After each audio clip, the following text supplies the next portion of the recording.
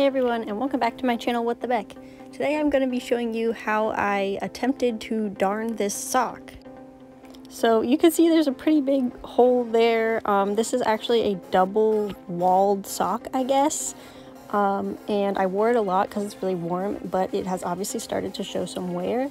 So I figured I'll try to darn it. I'm putting a bottle of Mountain Dew in there just so it has more of a rounded shape that makes it easier to see when I'm working on it. And then I have this 100% wool yarn that I'm going to be using to repair it. And I kind of got the inspiration to do this in this way with like replicating the pattern of the knitting because I was making some mittens recently that had duplicate stitching, and this is kind of the same thing.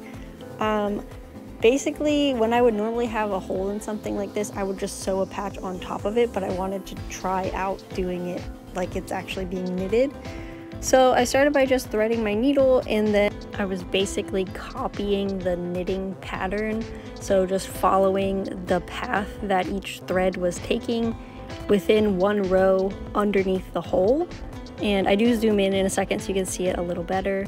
And I did that most of the way across the hole. I did try to stick to where the little threads of the original sock were, but as you can tell, my yarn was a bit bigger than the yarn used to like make the sock in the first place. So I'm basically just copying the stitches underneath, like doing a duplicate stitch to start. And after that, I'm basically going to be doing knitting with a needle instead of two knitting needles. So to stick to the pattern, I basically had to put my needle under two stitches and then pull it through and then go up to the next row basically and stick a pin in to hold the space, because since we're not working on needles, we need something to like hold it in place so it doesn't unravel for when we use it later. And I just continue to do that across the whole row, going through two threads from the previous row and then sticking a pin into the new loop that I made. And then whenever I got to the end of the row, I just did a little stitch up the side basically, and then came through the top of the next loop and flipped my sock water bottle, Mountain Dew bottle contraption around and worked on it that way. I found that it was easier to keep flipping it than to try to work going opposite to the direction that I typically sew. So I'm right-handed, I usually sew toward the left. So I would just flip it so that I was always sewing towards the left. And if you're left-handed, you probably want to do it going towards the right. I thought this was a pretty fun project, and I actually really like doing the duplicate stitch. I think it's one of my favorite like mending techniques now.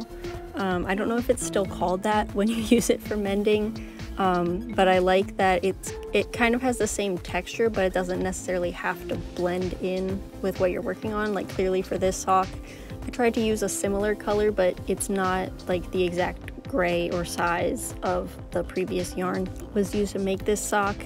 But yeah, I think it's really important to fix your favorite things, and these socks have been really helpful this winter, so I figured I'll go ahead and fix them up, make them a little stronger so they can last me another winter at least.